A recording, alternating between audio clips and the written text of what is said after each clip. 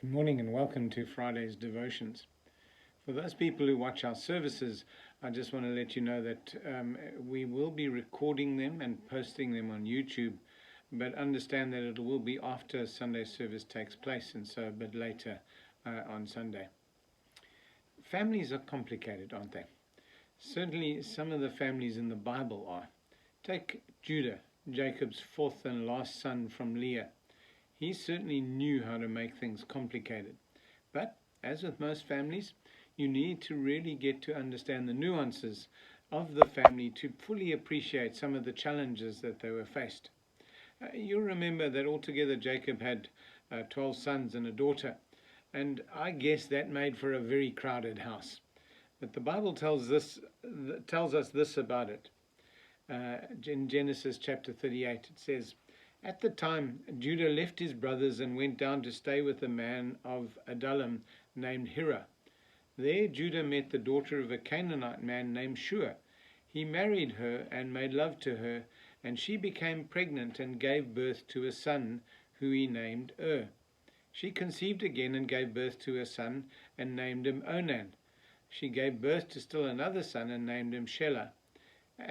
It was at Kezib that she gave birth to him." Now, that's Genesis 38 and verses 1 to 5. And at first glance, you may think to yourself, well, everything is going so well, except for a couple of facts.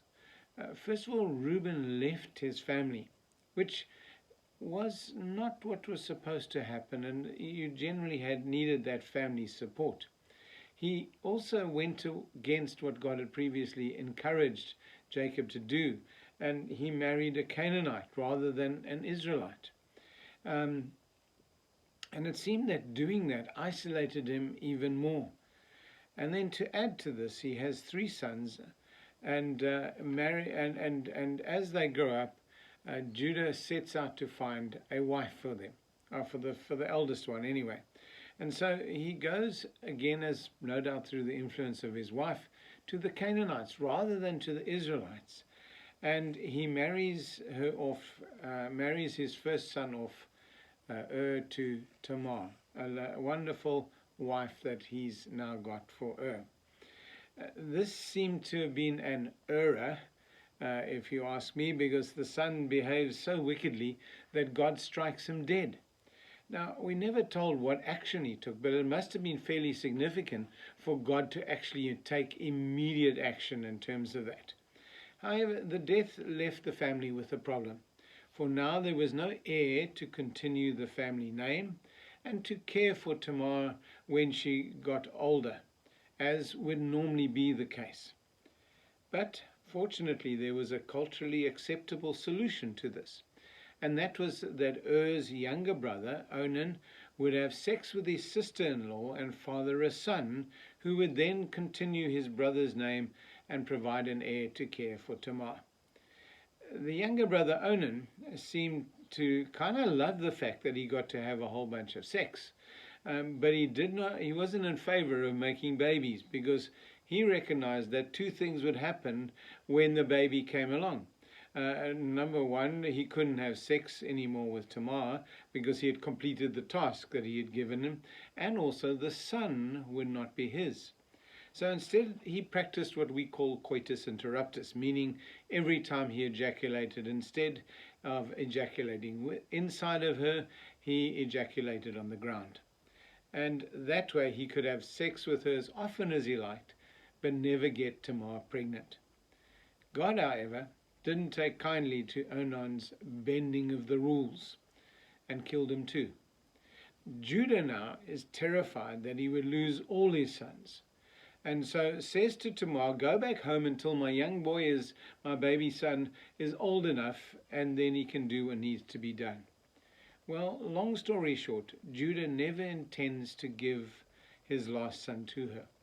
So when Judah's wife eventually dies, and he goes to check up on some business interests in another area, he decides to fulfill his sexual need by going to a temple prostitute. Again, understand the context here. For the Canaanites, this was seen as part of their regular worship. Unbeknown to Judah, Tamar had heard that he's in the area, recognized the fact that he was never going to give a son to her. She disguises herself as a temple prostitute, and she has sex with him. And he offers compensation. She says, give me, what are you going to give in lieu of it? And takes his cord and seal and staff as a guarantee that he would pay for her services. And after this one night of passion, she falls pregnant. And eventually, after 3 months, Judah is told that his daughter-in-law, who's now should have been at home by herself, is pregnant. And the Bible puts it this way. 3 months or so later, Judah was told, your daughter-in-law has been playing the whore, and now she's a pregnant whore. Judah yelled, get her up here, burn her up. And as they brought her out, she sent a message to her father-in-law. I am pregnant by the man who owns these things. Identify them, please. Who's the owner of the seal and cord and the staff? Judah saw they were his. He said, she's in the right. I'm in the wrong. I wouldn't let her marry my son Shelah. He never slept with her again. That's Genesis 38:24-26. I did tell you that families can be complicated, and certainly biblical families. So instead of giving his son to her to fulfill the requirements of providing an heir, Judah by trickery ends up fulfilling the requirements himself. And once again, in this crazy mixed up situation of the reality of the day, we see Scripture recording it as it is. Scripture doesn't try and paint over it and make it seem like it's perfect, but rather tells us as it is. As with other things, we have to ask the question, what do we learn from this? Well, I think there are a number of lessons. I think the first lesson is we tend to mess things up when we leave God's way of doing things and distance ourselves from God's people and other people who are walking with God. You see, when you stop listening to God and you stop listening to those who follow God and are encouraging you to do so, that's when we tend to mess things up. Church is there for a reason. The fellowship of believers helps us as we walk through difficult times, and therefore it's worth walking together. So walk together with others. And can I challenge you? Go and get in fellowship with a church or a body of believers. It's vitally important in terms of our walk with God. The second lesson I think we can learn is that if we've messed up, let's not try and sort it out ourselves. And certainly not try and sort it out by continuing to disobey God. Choose God's way of sorting things out, no matter how difficult it is to restore the situation. You know, if Judah had have just allowed his son to fulfill his duties, he would have avoided the subsequent heartache in terms of that. And sometimes when we mess up, we also try and fix things ourselves our way. And it never works out well. The best thing to do when you mess up is come back to God, ask Him to forgive you, and do things His way. Even when it's hard, even when it's tough, even when it seems to go against everything that you feel. God knows what's best. Thirdly, there is no situation out of which God cannot bring good. You may not have known it, and you may still not know it, but I want to share with you some verses from Matthew, where Matthew is listing the genealogy of Jesus through Joseph. And he says this: Abraham was the father of Isaac, Isaac the father of Jacob, Jacob the father of Judah and his brothers, Judah the father of Perez and Zerah, whose mother was Tamar. That's Matthew 1, 2, and 3. Judah the father of Perez and Zerah, whose children, those were the children Tamar had as a result of deceiving Judah into having sex with her as a prostitute. Out of that complicated, messed up situation, God chooses to show His incredible grace in bringing the line of Jesus and the descendants of Jesus through the midst of that mess. How's that? I mean, that's incredible.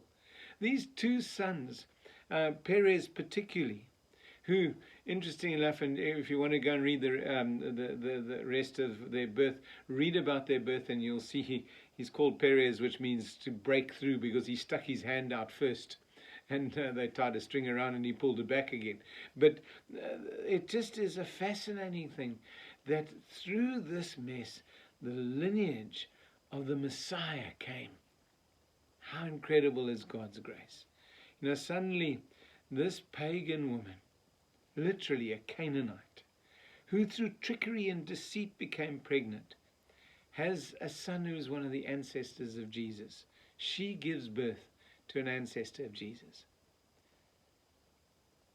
And that just demonstrates to you and me God's incredible grace and his ability to bring good out of the most messed up, complicated situations.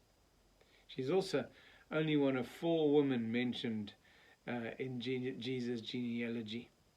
That's incredible. So as we end this week, won't you allow yourself to experience the grace of God by trusting him for your messed up situation, no matter where you are and how messed up it is. Trust God. Do things his way, and you'll be amazed at what takes place. God bless you, and have a fabulous weekend.